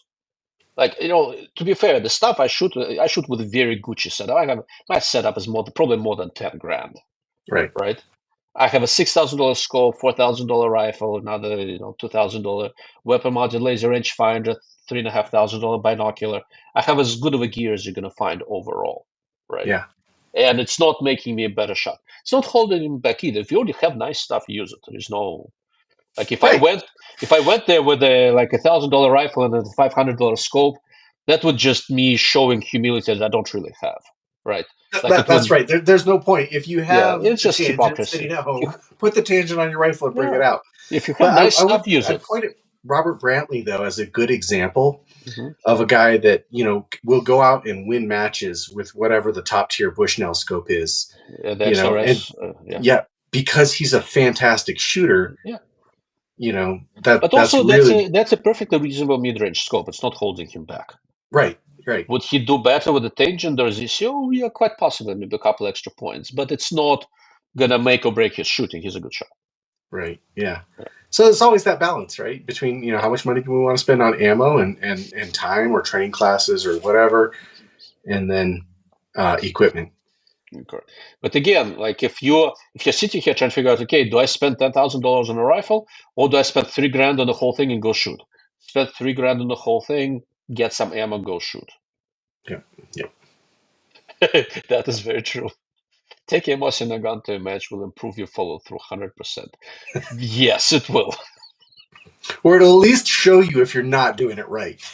maybe it won't make you better, but it'll show you what you're doing wrong. Well, tell you what, Marcus, right? If we go to shoot with a machine gun, all of a sudden, halfway through, you watch me start fixing a bayonet to that thing, just run. I'll just head to the next stage. Yeah, just go to the next stage. If you see me down there trying to bayonet one of the metal plates, yeah. Yeah, I've done it. Yeah, I remember. So I'll find it has a very modified, I think it's 6.5 something machine gun that he shot in a match single feeding it. Is it 260 Remington or 6.5 Creed? I don't remember which one it is, but yeah, that's gonna be interesting. But so I'm And planning I to shoot almost with. don't feel like single feeding would be a huge problem for NRL Hunter. Like, Yeah, if you have a it might killer on the cost you side about that 20 would. seconds total extra, but Yeah, I mean, once again, if you have the skills, it won't hold you back that much. I'm 260 Remington, that's right. So I'm gonna shoot with 7.62 by 54 R, but on these Mosin that I use, it's a 308 barrel, so I will have to hand load for it. So, but I'm gonna do it. I'm looking forward to it. Yeah, that's gonna be interesting. Okay, so we've been at it for about an hour and a half. So, guys, if you have questions about NRL Hunter or anything else, now's the time to put it in the comments. And you and I, Marcus, need to kind of think through if there's anything else in terms of lessons learned and stuff that we have not yet mentioned or brought up. We've talked about cartridges, wind, tripods, general time pressure, stage organization, talking to the range officers. You mentioned it, but like I felt like I put words to it when I wrote it on my stock. But it's like that find your calm.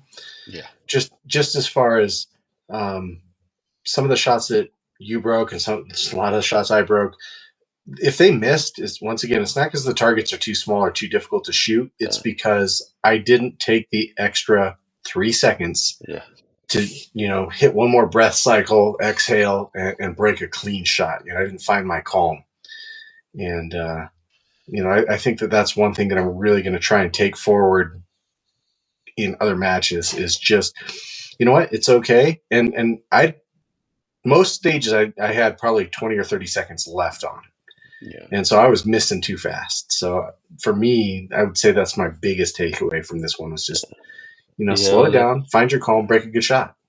So one of the guys who comes and joins me for these live streams occasionally, his name is Aaron Giants. He's one of the owners of NRK Outdoors. He's out of Utah. So for a little while, one of his neighbors in Utah was one of the best shooters, one of the best PRS shooters out there. And the name will come to Morgan King, right? Aaron a couple of times went and did some shooting with Morgan King. And Morgan had this drill where he goes like he wants you to get on target as quickly as possible, get on it, and then take 3 seconds to squeeze the trigger. Get on target fast, then slow down and go 1, 2. Yeah, 3. no, I like that. It's the gas pedal, right? Like you got to Yeah. throttle up sometimes, get in a position or whatever it is, and then like go back to cruise control. Yeah. So remember that very last stage we shot where I actually got 6 points and I was actually on time. I was able to break all my shots. Yeah. So I remembered about that conversation with Aaron before that stage. Okay, and that was the one where we had to hustle over to the other shooting other position. Side and correct. Yeah. So it's a 2x2 stage, 2 positions, but they were relatively far from each other. So I actually managed the stage right, and that's when I remembered about the trigger control advice from Morgan King, where I found the 2 plates, figured out where they are, got in the first position, got on target fast, got to the point where I'm in a respiratory pause, and then just stopped and just counted 1, 2, 3. Yeah. And that was not, I didn't clean the stage. I got 6 points out of 8, but that was arguably the best managed stage that I did that the whole match. And I think in the big picture, realistically, like that's, back to the question about, well, do you have expectations of finishing in the top three or something like that?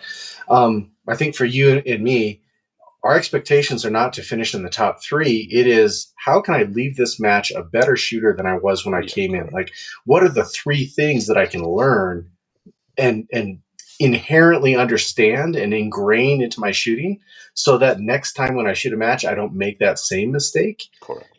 And it reminds me, I'll give you a quick anecdote, but like my daughter, she was snowboarding, fell off of this box, banged her shin up really good. And I go over to her and I'm like, hey, kiddo, I know it hurts right now, but you're one crash closer to being a really good snowboarder. And There we go. like she laughed. But I mean, that's really what it comes down to, is like sometimes we have to bomb these stages and come off and just look at ourselves and say, what was I thinking? And then figure out what went wrong, ingrain it into our training, like inherently understand it, and then don't do it again. And now we're one poor stage closer to being a good shooter. Yeah, no, that's fair. So here's a very good question. I think it's a very good. There's a very good question to tackle, and then we can probably wrap it up for today. It's 11 o'clock where I am, and I have a full day class on miniature camera design tomorrow, starting at 8:30. Um, interesting question. Off the top of your head, what would you recommend for beginner NRL Hunter rifle, optic, and mount setup that won't hold you back and leaves the most money for practice ammo? So one of the very important ones you forgot, Lee, is binocular. Of all the optics you have, binocular is the most important optic you got. And range finding binoculars in Correct. particular. You have to have range finding binoculars. So So, what are the best, cheapest range finding binoculars? Oh, yeah. honestly, the ones you were using in that general range, that's pretty much it. So Marcus was using Miopta Optica LR 10x42, and there are several in that general price configuration range that are quite decent. They're in the $1,500-ish range ballpark, somewhere there. Leupold just announced the new version. I haven't seen it yet, like when it came out yesterday. Burris has theirs. So I would say this. And on the optics for it, in the next precision rifle shoot, you'll have an article from me on that. Like I wrote it, submitted it, they liked it. You need a binocular with built-in laser rangefinder. If it doesn't have ballistics, it's okay. You can run off of hard dope. Like that's what Marcus did. It's perfectly viable. And sometimes keeps you out of trouble. So, Sometimes gets you out of trouble. So, but you need to have a decent LRF. Miopta Optica LR, Leopold BX4, Burris, Signature LRF. That one's the cheapest, probably about 1,900, something like that. So you have to have one of those. If you're gonna pump money into optic, I would start with a binocular, because if you can't find those plates, you can't shoot them. yep, So, fully agree. and once you found them on a binocular, they are relatively easier to find again in the scope. But this initial finding, you need pretty decent image quality. You don't need a laser range finder that ranges to 28 miles. You like all the more modern decent ones. Like you were playing with it afterwards when you got home, and you were ranging a couple thousand yards. Oh yeah, That's those perfectly fine. Mioptas will go out past $2,000, Yeah, and off of there you go. off of relatively, like trees and things like that. Yeah, Not even a reflective road sign or something. So, exactly. So as far as the rifle goes, they have a factory division, which is actually a pretty good guide of where to look for a rifle if you don't want to go full custom. My nearly default recommendation is something like Tika Tak A1 or this new Tika chassis gun, but there are Bergaras and others. They are in about $1,500 range, I think, something like that. Any of those in 6.5 Creed will do just fine. yep, yep, With an optic, so you don't have to get the most expensive scope, but you have to get a high quality mount. Don't skimp on the mount, not for this stuff.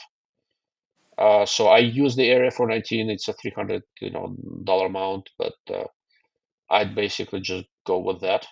Not, but there are others that will work with. Area 419 is good. With an optic, so I'm using a 735 tangent. I'm on 11 power the whole time. So you don't need anything really crazy. If I were doing this, I would probably just go with something like tracked toric, 4.5 to 30 by 56. It's about $1,600. It's a nice Japanese scope. There are less expensive Chinese ones that will generally work. But if you're trying to like put together a rifle and go shoot and not worry too much about what's working and what's not working, I'd probably do that. What's about field of view on those, the track toric? It's not super wide, but it's good enough. It's similar field of view at same magnification as my tangent. And then how do you feel about the loophole Mark IVs? I like the Mark IVs quite a lot. That was going to be the next thing I say. But Mark IV 4.5 to 18 by 52, for example, would work just fine. Yeah, and like you said, you don't really need the high ends. It's not like No, we need to get up to 30 really for the game itself. No, you don't. That's about a $1,600 scope also. So I have one with a PR1 reticle. It works very well. So Mark IV, track toric, that general range. Bipod. So the bipod I use is expensive, and honestly, it's overkill. Like you don't have to have it. What do you think would be the right bipod, Marcus, for what gives you enough height for this? You can do it with Yeah, almost any bipod, honestly. you know, actually, probably my favorite bipod in that category would be the tall Atlas Cal. But that's also about $300, right? Yeah, I think they're right around that $300 range. I wouldn't want to go a whole lot cheaper because you get a lot of plays because you want longer legs. I guess we Yeah, should start you there. want a Like little longer legs. the 6 to 9 turns into just a kickstand, basically. If you're using a Harris 6 to 9, you're going to use that just to lay your rifle down, So the and then catch you're going is to need that to shoot off your tripod. as you get into the 300-ish range, price-wise, I would go up to 370. So Godworks have the new Godworks Elevate bipod. Mm. I have one. That gives you more adjustment in terms of height, and it's faster to deploy than an Atlas, and it's light. It's 12 ounces. Maybe also try to make weight. How about this though? If I only had money to spend one place or another, I would go with a cheaper bipod. I mean, I would go with the cheapest, like a MDT Oryx or the Magpul, like Yeah. whatever, something that's That just would work. I have a serviceable as a Magpul. bipod. It's serviceable enough. It's not great, but it's serviceable. Yep. And then I would roll the extra money into my tripod setup. Yeah, that's actually a fair point. Because, like, how much is that really hurting you when you're shooting prone to have a little bit of wobble in the system and stuff like that? It doesn't. So wobble for this game is really not a problem. Bipod has to be sturdy enough where you load it a little bit. Right. And any of these modern bipods that have a little bit of wobble, but are generally sturdy, the moment you load it up, it's steady. Yep. You take that slack out. Yeah. And then I would say probably like make sure you have a good head for your tripod. And so traditionally, in my opinion, the really right stuff Anvil 30 has been kind of like the gold standard for a shooting head.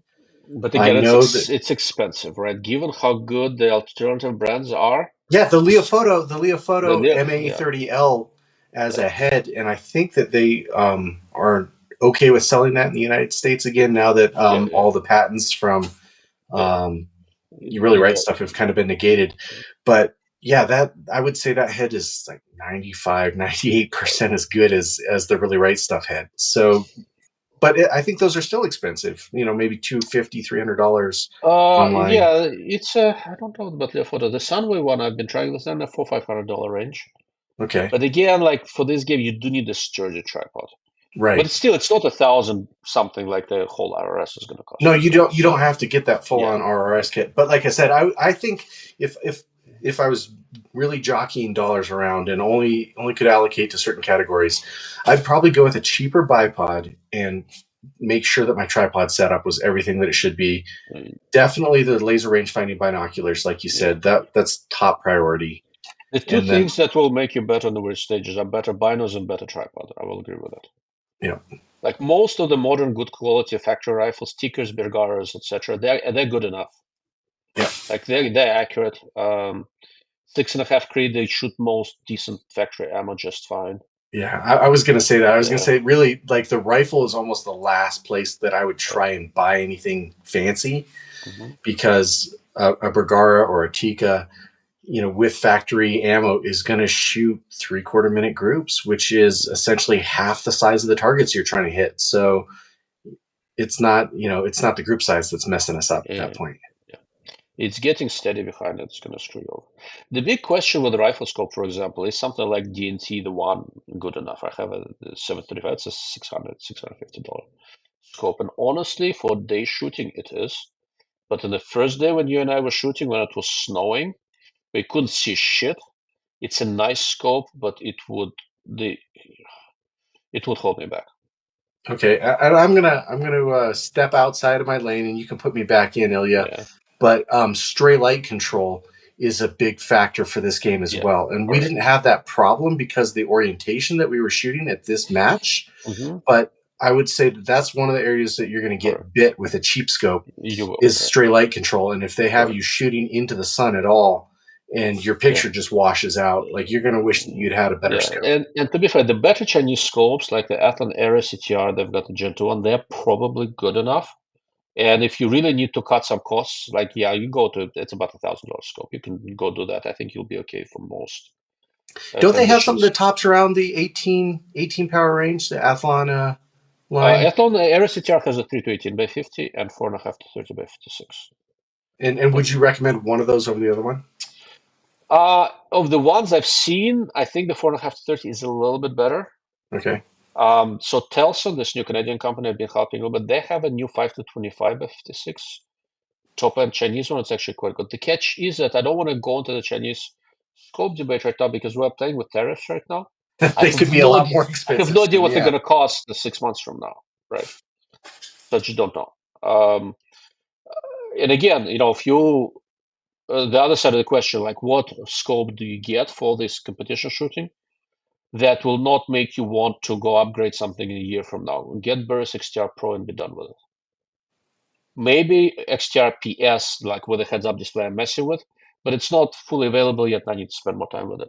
Um, Maybe you've answered this question in other formats, but how do you feel about used scopes? Because obviously there's going to be people that, bought one scope and then now they're upgrading to the next tier. Um, is there usually a problem with buying a used scope, or is that an acceptable? No, there isn't. But because prices fluctuate so much, when somebody asks me what can I get for $1,000, I'm not going to go and research what the particular scope goes for used. Right. Right? It's just practical consideration. Yeah. Look, you can go get a used Razer Gen 2 4.5 27 for $1,000 and work Yeah. just fine, right? It's a great scope. That's kind of where my head was at. Actually, Yeah. I was thinking about that Razer just because they've got their Gen 3s, and all the diehards maybe want to move up and get the Gen And 3 again, with the it's a wider very field of nice view. scope. Yeah. Again, if you're buying a used scope, make sure that you buy it from one of the reputable companies that have good support. But for example, right now in Euro Optic, there is an old SKU Burris XTR Pro, 5.5 to 30 by 56, good SCR 2 mil reticle for $1,600. Yeah, and Yeah. and that's It's like you said, hard that's to not going to hold convince you me back. that. You're not going to get a year down the road and say, "Oh man, Yeah. I got to replace this thing." Lease counting says 6,000 plus a tripod. It's going to cost you some money, right? So again, here's what I would do, right? So if you have a hunting rifle, put a scope on it and go give it a shot, right? But if you buy a truly cheap setup, you'll just want to buy another one in a year. Either shoot with what you have or do some math and invest in something decent. Yeah, And to be fair, right? So like as I do my tests, etc., every once in a while I do my spring cleaning where I sell off all the different optics for a lot less than you're gonna pay for them new or genuine in the used market, right? So there are opportunities to buy a scope for not a ton of money. Every once in a while Euro is running 30% off sales on different tickets. If you shop judiciously, you can do much better than 6 grand. actually, that Seiko S20, your optic was selling those things Yeah, for dirt cheap there for a while, and that would have been a fine rifle to shoot one of these matches with. probably. Yeah. Um, I was going to ask one other question. Would you try and buy everything at the same tier level, or would you buy like really good laser rangefinding binoculars and then wait till the next year and get a really good optic, on your rifle and stuff like that? Or would you just try and like meet the entry level price point? I honestly don't. That's a good question. I don't know. I would, me being a general purpose gear snob, knowing that eventually I'm going to end up with very fancy gear, I would probably start with pretty decent LRF binocular, and because again, you can't shoot what you can't find. Yeah. Right. I'd start with that and then go from there, piece by piece. But I think you would agree with the last thing I would invest a ton of money in would be the rifle. Yeah. I mean, the plain Jane factory rifles at this point are shooting just Really, about really like well. custom rifles. So Yeah, like Stag Pursuit is another one I didn't mention. I have one on 6.5 BRC. Stag Pursuit on 6.5 Creed, which you can often find for like $1,300-$1,400. Vertical grip, nice stock, has M-lock handguard, Picatinny rail, accurate threaded barrel. You can put a brake or a suppressor on it and go. tripod compatibility, though, I would say that would influence my decision. Is I want a stock or chassis with tripod compatibility. Well, that one has M-lock slots, so you just put an Arca rail on it and you're done. Yep. That's how I set up mine. So Right. I actually so I have one on 6.5 PRC, and I set it up as my factory 12-pound gun with a Vortex Razor Edge DLHD 4.5 to 22. 12 pounds, so that's with a brake. So that's next time if I will not shoot in California or someplace where I cannot go with a suppressor, I'll take that. Actually, that's another really good scope at that similar price point, right? That Yeah, Razor LHT. yeah, and it's very light. It's 21.7 ounces. If you need to make weight, that's the one to use. So for this game, that's a Yeah, and pretty solid choice. that's a very, very good magnification range. It's not a tangent, but at this weekend when we shot, there wasn't a single target that would not be able to see with that HDLHD. Right. Oh, there we go. So Lee goes, okay, so I'll start with my 722 to 57 Roberts. Perfect. That actually will work very well. Raise Edge DLHT 4.5 22, binaural bino, bipod and tripod. There you go. Yeah. So before you buy a tripod, talk to me. I may have options.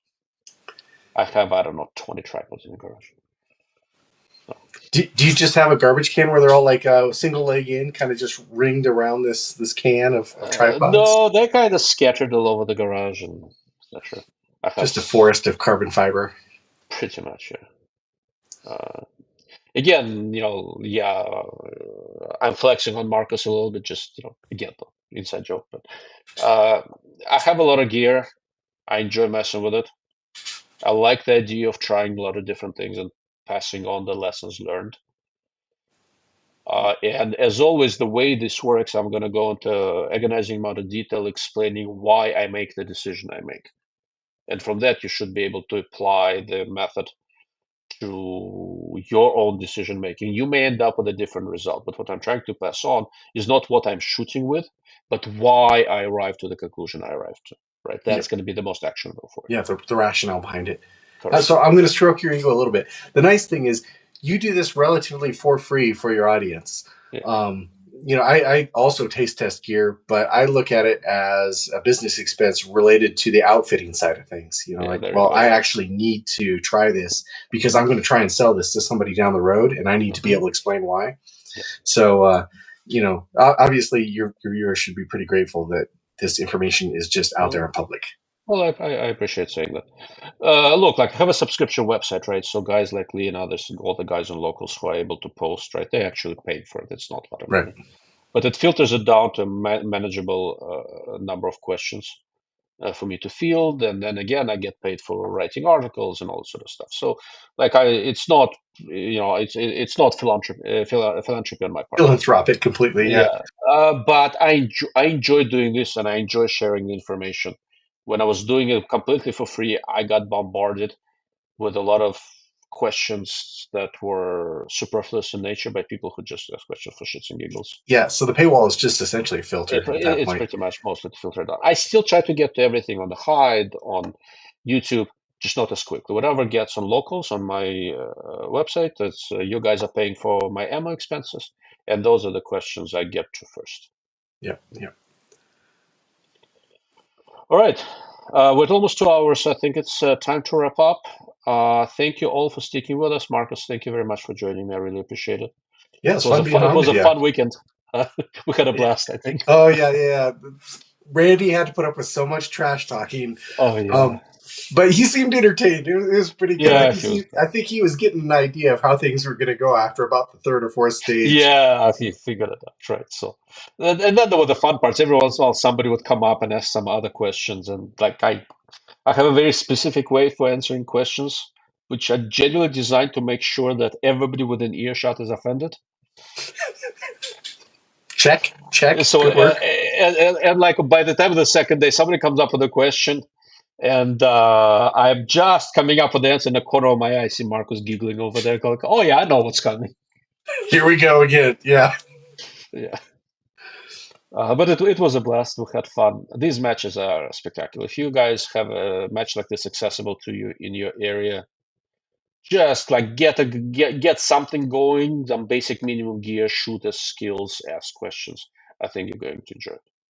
And remember this: there's only about like 9 people, give or take, that are going to be top 3 finishers in whatever Yeah, category.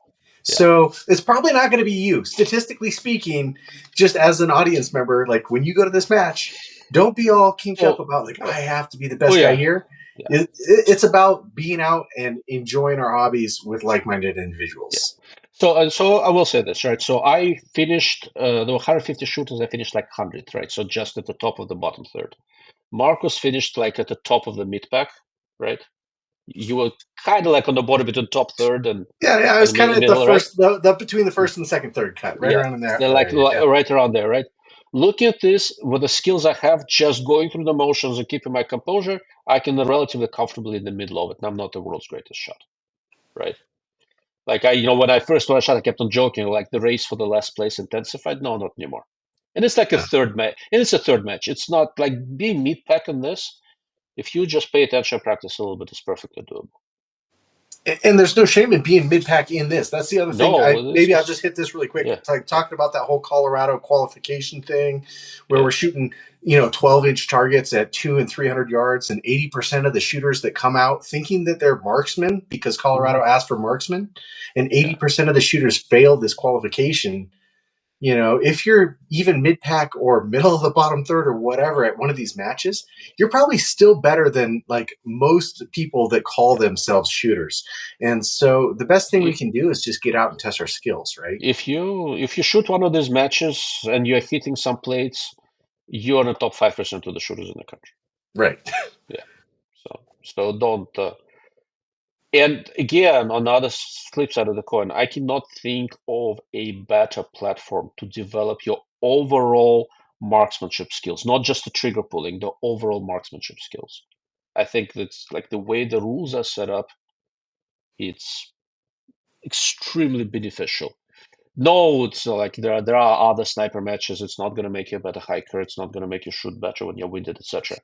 In terms of the basic skills of locating the target, figuring out the solution, engaging and do so quickly, I've seen nothing that will prepare you better. Yep. If your job or your mission or your hobby was to engage targets with a scoped rifle, this is pretty much the way to test how good at doing that you are. Yeah, that is very, very true. All right. Thank you all. Thank you for sticking with us. If there's anything we missed, put it in the comments. I'll be checking that. And if you have questions for Marcus, I'll make sure he sees them. Thank you all, and good night. Right on. Take care.